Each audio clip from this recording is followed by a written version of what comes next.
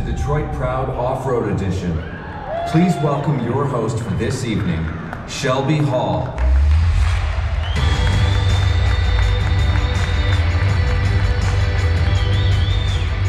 Hello, Detroit!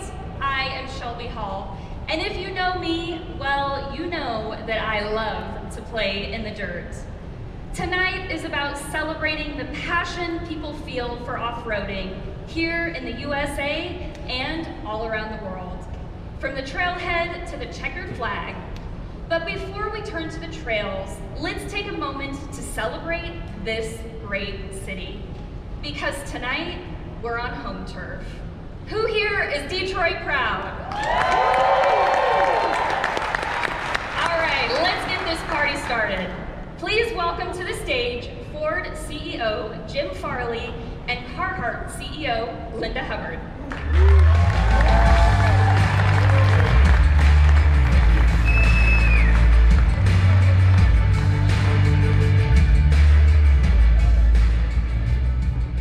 Well, hi everyone, and thank you all for joining us. Ford is definitely Detroit proud. On behalf of Bill, who's right over there, and myself, welcome to the Detroit Auto Show. You gotta love this industry. Sometimes a little crazy, but just 2 days ago, I was in the Saudi desert with all of our racing teams at Dakar. And boy, is that a race. Holy smokes. They are fighting like crazy day and night. I think we're actually in first place right now, but don't want to jinx it. To help Ford win the Dakar rally for the first time. Now, we have won a lot of things. Formula One championships, every championship, but this is one race we've never won, and we really want to win it bad. Now we're here back in Detroit just a few days later, kicking off another year. And in this business, you know it's going to be unpredictable, it's going to be tough, it's also going to be very inspiring. Linda, I am so honored to have you here with all of us and to be with the Carhartt team. You guys are rock stars. Thank you. And Ford and Carhartt, it's not often I'm on stage with a family company that's even older than Ford. Two icons, obviously, and one zip code right here in Detroit. Carhartt has been a personal inspiration for my whole career. You guys are the real deal at this brand. You don't just design for workers, you care for them. And you put actions behind your words. I see it in every one of your ads. It's about values. We both value hard work, and we honor people who build things with their hands. Like our awesome Michigan assembly plant. Employees are all here. Matt, come on. Right.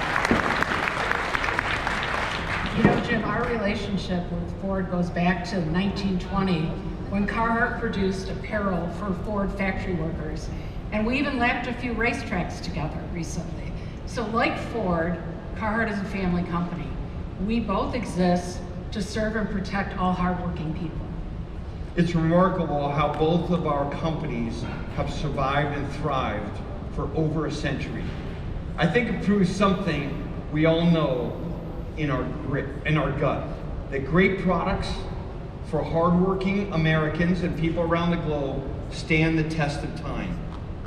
In that respect, we serve what we call the essential economy, both of us. Let's talk about that essential economy. What is it? It's $12 trillion of our GDP in our country. It's 95 million jobs. It's concrete, it's studs, it's drywall, it's power grid, it's truck drivers. It is the thing that makes everything in our country possible. Today, the essential economy faces real challenges: stagnant productivity, skilled workers shortages, and outdated beliefs that if you don't have a 4-year college degree, well, that's the only path to the American dream.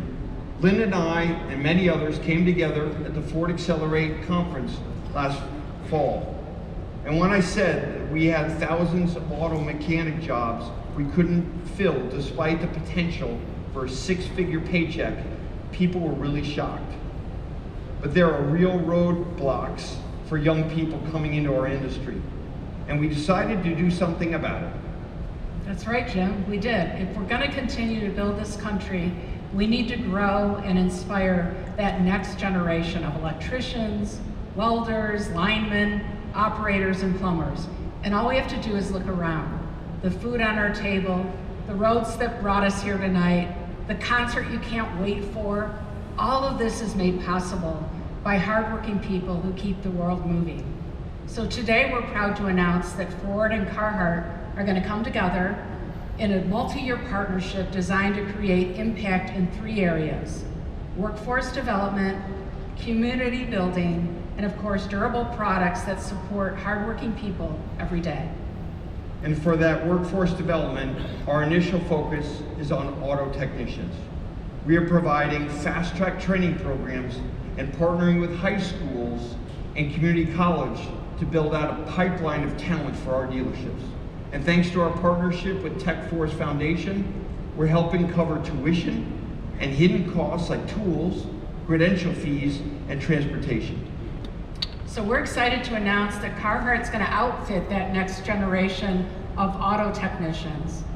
Please welcome to the stage Delana Denard and Hussein Huili, representing the Detroit cohort of scholars going through the Tech Force program.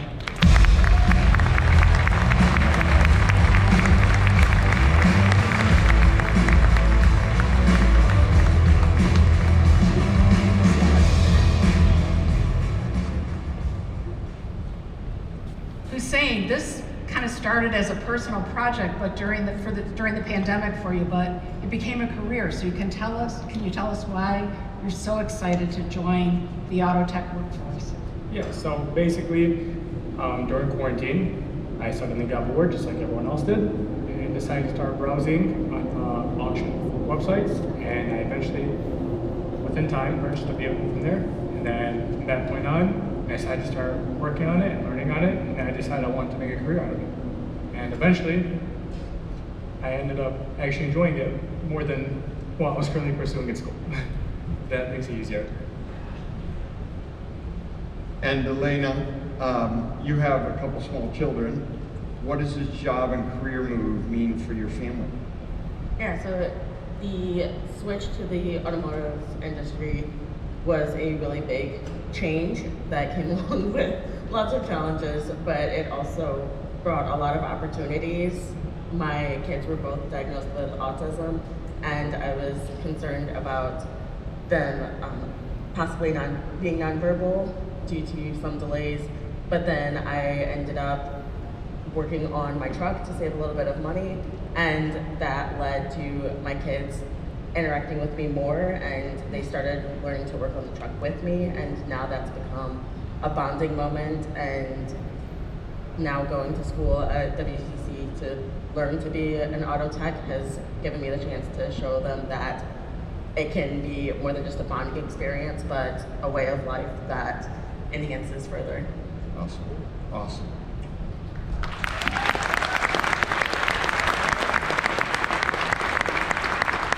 Right, and they left with this new understanding of the craftsmanship and the durability that Carhartt brings. And you're going to see all that inside the truck. But tonight, here's something that we want to share with the city of Detroit. A first look at this unique wheel, directly inspired by Detroit's iconic manhole covers. So check this out.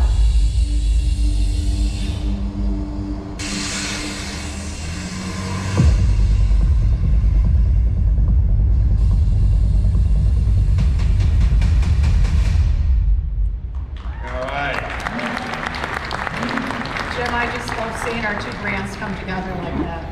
It is going to be awesome. That's going to be so cool. What a great way to honor the city that we all love, Detroit. Linda, thank you for joining us. Thank you for partnering with Ford. Thank you for what you do for all the employees of Ford and for our community. Let's go to work. Thanks, Jim.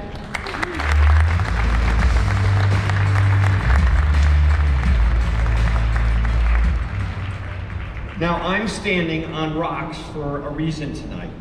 If you look behind me, all those beautiful Broncos and Raptors and Tremors, the mountain rescue vehicles, the Baja race truck, the work trucks, this is no accident.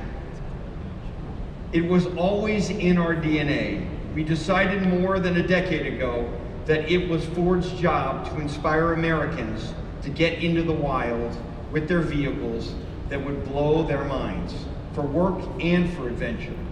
Ford has sold more four-wheel drive vehicles than any other brand over the last 10 years.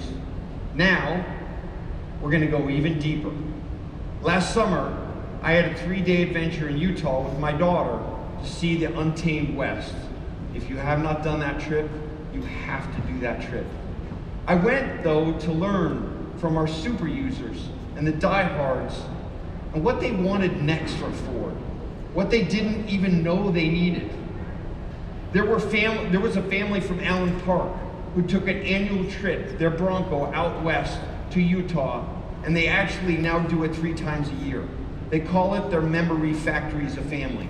I met a sheriff who used that Bronco for search and rescue. He used literally every square inch of storage, and he created a whole new system, including supplemental energy. For every life he saves, he puts a patch inside his Bronco for that life. It reminds him of why he misses his family time. I came home with a load of ideas and how to expand our off-road lineup and create the kind of experiences that our customers are going to love in the future. Yes, we're the most successful off-road, but we are just getting started. And most of all, I learned how much it means to have the freedom to go off-road in our country. Thanks again, everyone, for being here tonight on this important week here in Detroit. And here's a look at why we think off-roading is so special for our brand. There is a restlessness in the American spirit that no amount of paving can quite cover up. Inside every civilized, tax-paying adult lives a pioneer who just wants to see what's on the other side of that hill.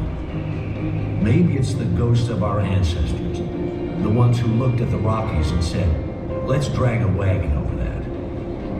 The truth is, we're a nation built on blazing new trails. Now, civilization is a wonderful thing, but it's also a micromanager. It gives us ergonomic chairs, then tells us sitting is the new smoking. We traded the frontier for fiber optic cable. We swapped the campfire for the glow of a smartphone. We live in a world of constant connection, yet we still yearn for low-range gearing. That's why we love our 4x4s, Broncos, Raptors, Tremors. Because when you climb behind the wheel, you are no longer a junior VP of marketing. You're Lewis and Clark, but with satellite radio and climate control. When the pavement ends, the tires hit dirt, and the modern world fades away.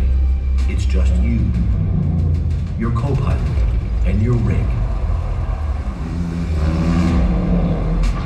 We don't build these vehicles just to take you somewhere. We build them to remind us of who we are. Explorers.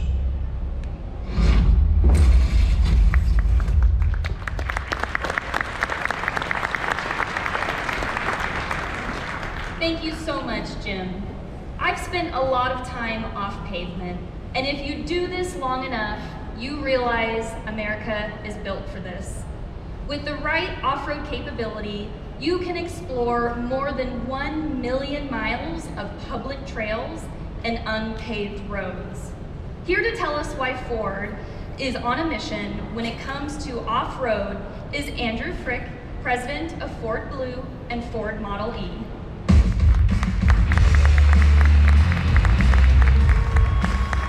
Well, hi Shelby, how are you tonight? Amazing. Good, it's great to be here with you and with everyone here at the Detroit Auto Show. I am so excited to share our plans to dominate the off-road market. You know, it's pretty amazing that our Broncos, Rangers, F-150 Raptors, and Tremors are all assembled right here in Michigan. It is so great. What do you think about that?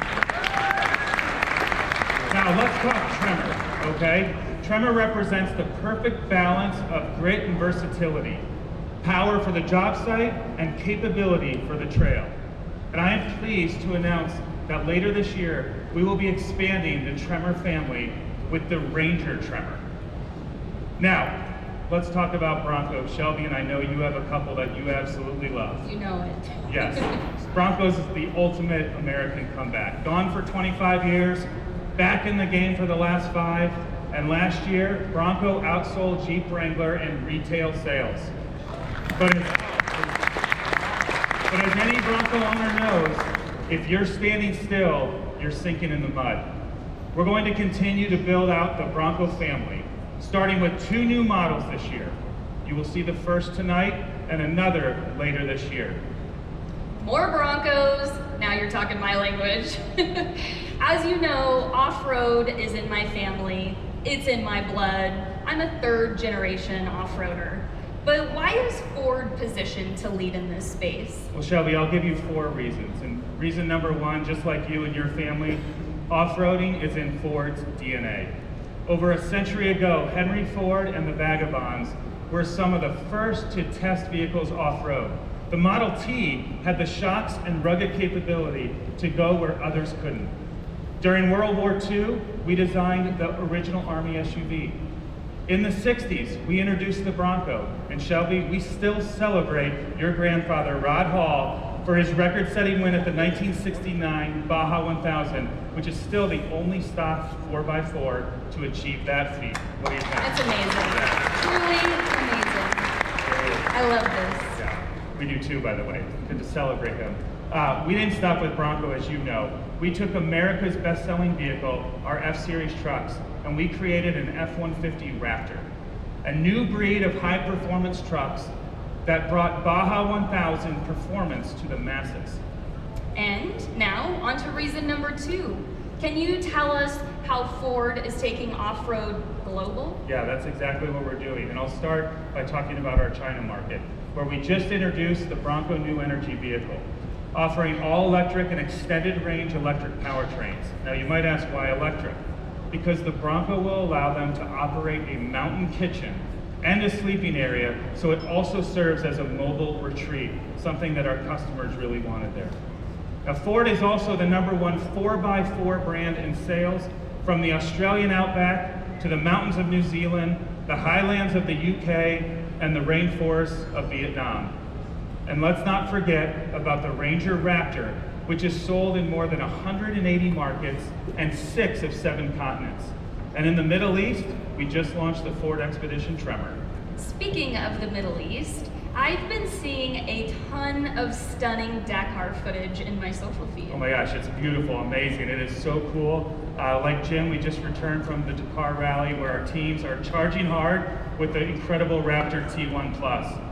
Now, there's also a private team from Calgary racing in Dakar with a stock Bronco Raptor, and I know that would make your grandfather very proud. It makes me proud, too. Yeah, good. You're absolutely right. He would love that Ford is doing that. That's good. So that brings us to reason number 3. It's really in our results, which speak for themselves. Ford is America's #1 4x4 brand based on vehicle registrations, and we're building on this lead. In fact, in 2025, our 4x4 registrations nearly doubled Chevrolet and more than doubled Jeep. Man, these 4x4 sales leadership, expanding the Bronco and the Tremor lineups, Ford is on an off-road roll. Yeah, I love that. And frankly, this is a really huge opportunity. It's a big growth opportunity for us. Our leadership comes from vehicles that give you proven off-road capability, tested in the most extreme conditions. Which leads us to our 4th and most important reason, our people, and their knowledge of the customer. Our engineers live and breathe this lifestyle. In fact, it was our own employees, a group known as the Bronco Underground, who convinced the company to bring back Bronco. And here to tell us more is Jamie Groves, who has been testing Broncos all over the United States, Mexico, and Australia for the last 7 years. Jamie?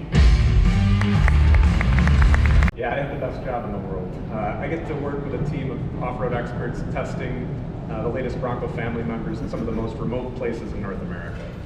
We spend several weeks a year testing out in Johnson Valley, California, and our base is right next to the park boundary. I love Johnson Valley too. It just so happens to be my backyard. We love JV. It has everything from whoops to rocks, deep sand, sometimes mud.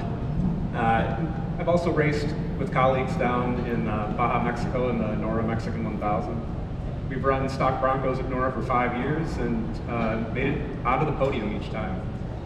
If our Broncos can handle the abuse of Baja, they'll be a win for our customers. I love Nora also. I actually raced the Bronco DR in Nora last year, and it was pretty epic to see you running in a Bronco Badlands, especially with the 2.3 liter EcoBoost. What other kinds of extreme testing do you put Bronco through?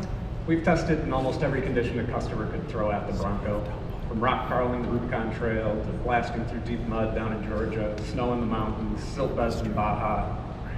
We optimize calibrations when we're out with our engineering team. We optimize shift points, braking behavior, and feature performance. And we'll continue testing and learning and make the Bronco better every time. I love it. Thank you so much.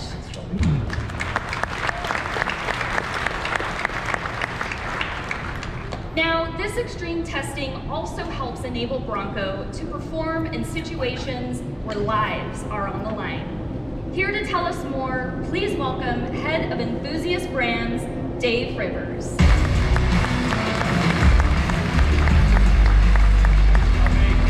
What do you say? Let's go, huh? So I see all these Broncos behind me are ready for search and rescue and first responders. Can you give us a little more detail on that? You got it, Shelby. So more and more people are getting into the wild. And you know what? Sometimes they run into trouble and they need help. Thanks to Jamie and his phenomenal team, Bronco has the proven capability that first responders can count on in these extreme outdoor conditions. In fact, here we have the Kern County Fire and Rescue Bronco that we recently donated through the Bronco Wild Fund. It's being used as a digital command center to help fight fires in California.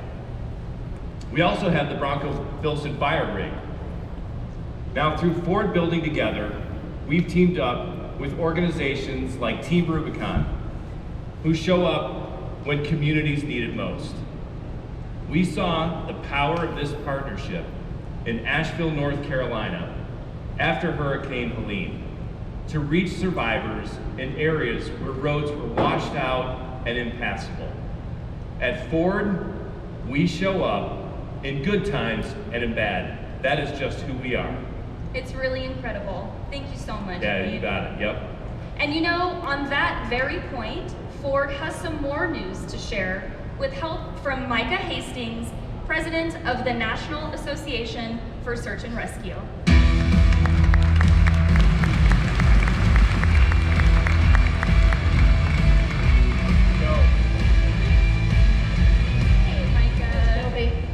Can you tell us a little bit more about the challenges that your members face and the capability that they need to overcome them?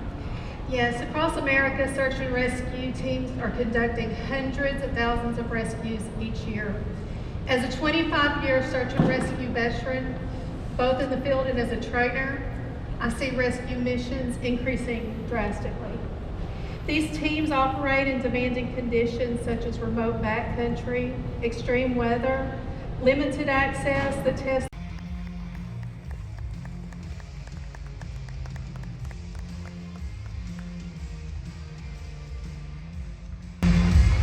And with us tonight, we have Doug Van Houten from Teton County Search and Rescue. Doug? Now we're excited to announce 3 more Bronco donations this year. And we're looking for teams that work in extreme off-road conditions to answer the call. Search and rescue organizations can visit nasar.org to submit an application to the Answer the Call grant program. We look forward to hearing from you. Dave, Micah, this is truly inspiring stuff. Thank you so much.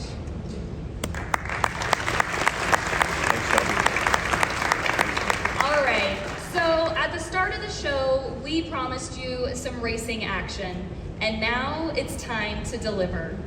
This unlikely story features an inexperienced team of Bronco owners who took a salvaged Bronco and decided to enter the one and only Baja 1000. Let's take a look.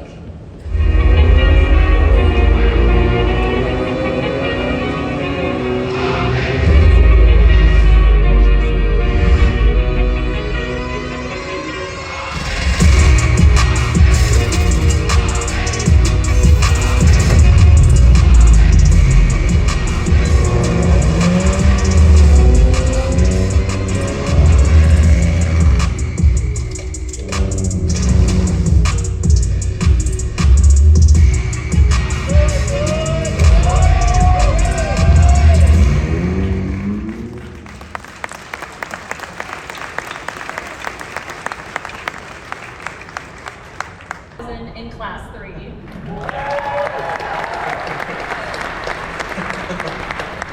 And we thank you for your service. You guys, RJ is a Black Hawk helicopter pilot for the Army National Guard, and get this, Austin flies the F-16. That is seriously badass, and it really explains why the both of you are junkies for the extreme, like going for a joyride in the totally awesome, totally intense, totally dangerous Baja 1000. Yeah. Oh yeah. I mean, you could definitely tell by our career paths, we're definitely adrenaline junkies. We're searching for that next thrill.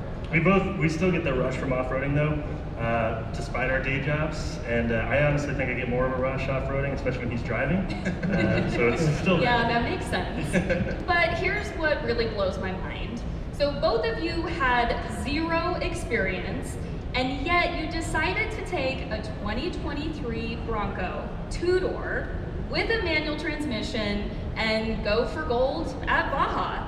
So you've got to tell us about what took you to Baja.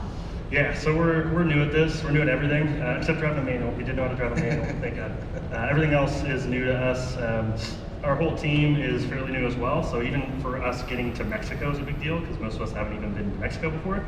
So it's a pretty big learning curve there. We made it happen, so. And for me, the dream of getting to Baja started when I was a child.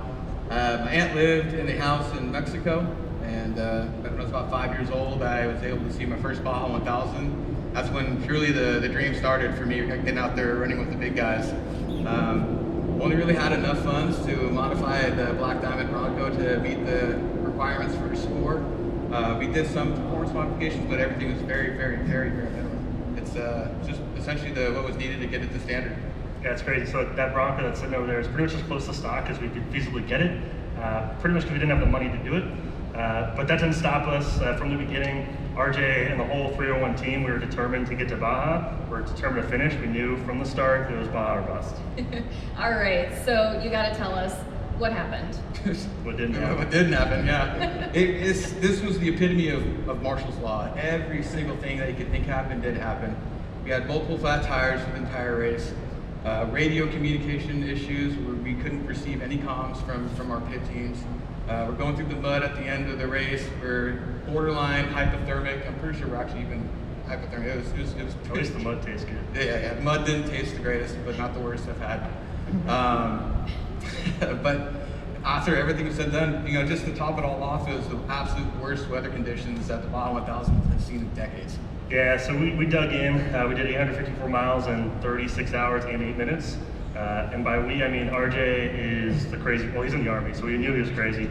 But he drove the whole thing by himself. I swapped in about hour 20 from the original navigator, which was Ken Brown, and happy to take his spot. He was awesome. He taught me everything I knew. We luckily did about a 10-minute crash course, maybe less, on how to be a navigator, which I guess was enough to get us to the finish line. I mean, it looks like it. Yeah.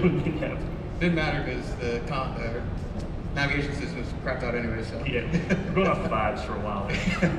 But it's crazy because I've seen in the video this Bronco. 5 months before the race, it was a total Bronco. I bought it from a salvage yard because it was exactly what I was looking for. I wanted that 2.3 EcoBoost. I wanted the manual transmission. It had to be a 2-door because of Class 3 rules. found this Bronco, wanted to give it a second chance at life. We got it to the shop, started building it up to get it out to the race. Everyone thought it was crazy, the crazy timeline starting in September to build a roll cage and everything to get a car ready for a race. The most difficult race in North America within 2 months.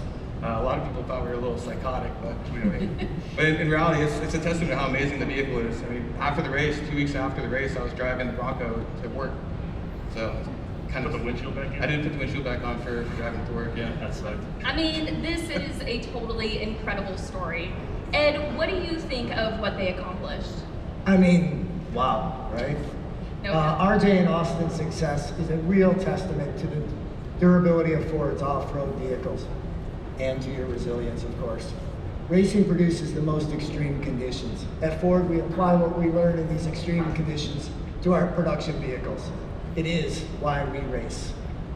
In fact, Ford Racing secured victories at the Baja 1000 in both the full-size class with the F-150 Raptor and the stock mid-size class with the Bronco Raptor. And thanks to your guys' resilience, we took first place in all 3 classes. That is so incredible. All right, you guys, we all need to meet up on the trail sometime. Absolutely. Thank you so much for joining us. Ready to rock? She's ready for anything.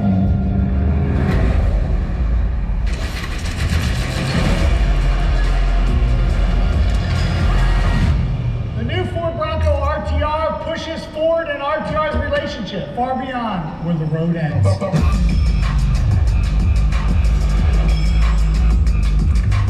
Inspired by our Baja and King of the Hammers winning racetrack, this Bronco RTR Combine Ford off-road know-how with RTR's signature approach to climb.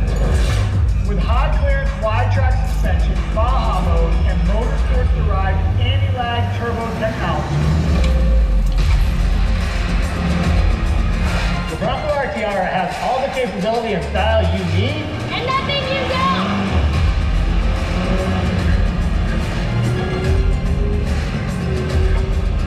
This level of capability and style has never been so attainable. Bronco RTR.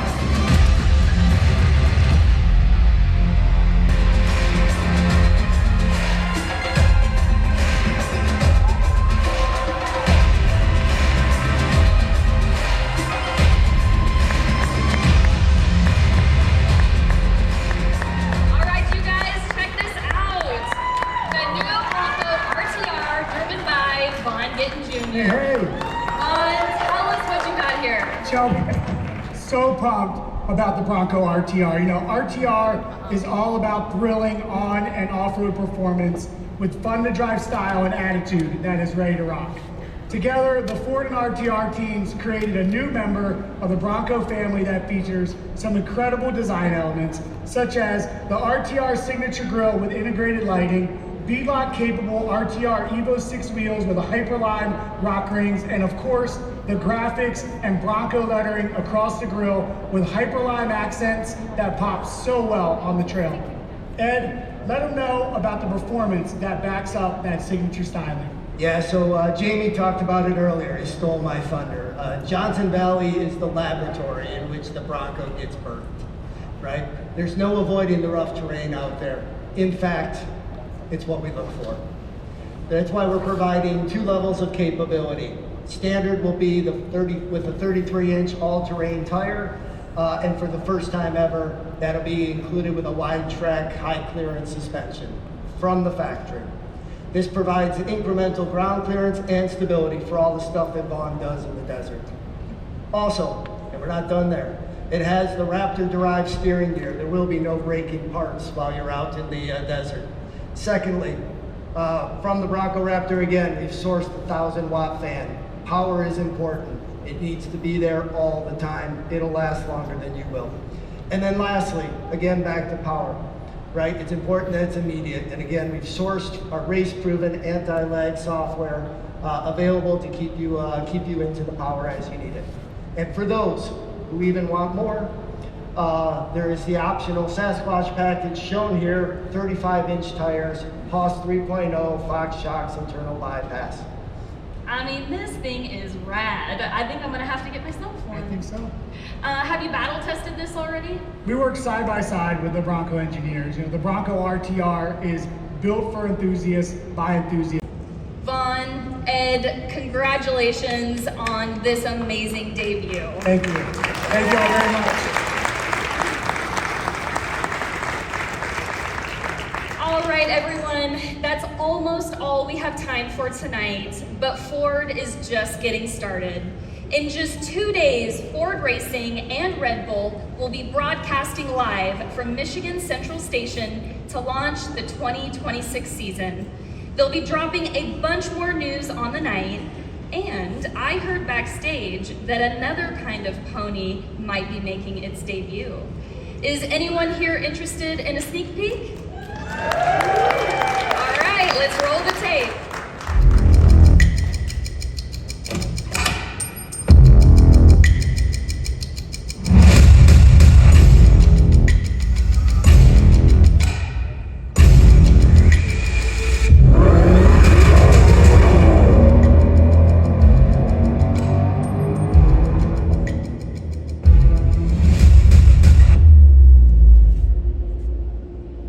Man, oh man, was that a tease. I cannot wait for more. So don't forget to tune in this Thursday from 7 p.m. at fordracing.com. And in the meantime, thank you everyone for joining us tonight. And remember, when you're out on the trail, keep the shiny side up and have fun in the dirt. Have a great night.